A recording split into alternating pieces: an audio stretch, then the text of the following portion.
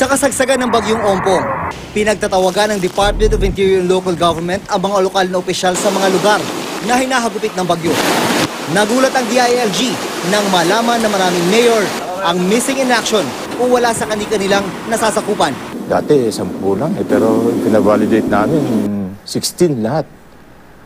All mayors. Mabuti sana kung yung 16 kalat pero dun sa affected areas mismo Sa 16 na mayor, 10 ang mula sa Region 2, 6 naman ang mula sa Cordillera Administrative Region. Kasama sa bilang ang ilang lokal na opisyal na bumisita sa Malacanang nung tumama ang bagyong Ompong.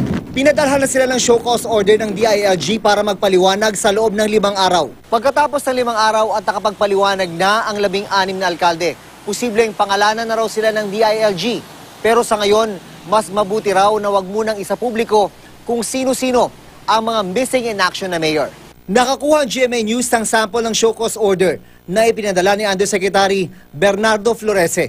Ipinunto rito na ang pagkawala ng mga mayor nung panahon ng kalamidad ay may posibleng legal consequences.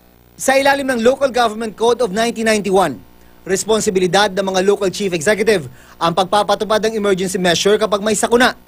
Ang isang halal na opisyal ay maaring disiplinahin, masuspinde o matanggal kapag may gross negligence o dereliction of duty.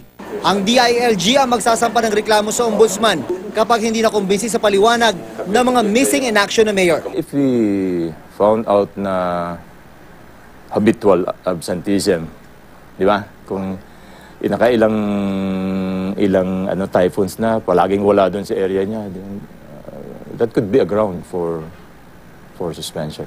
Pagkatapos sa mga mayor, mga kapitan naman ng barangay ang sunod na sisilipin ng DILG. Aalamin kung sino rin ang mga missing in action.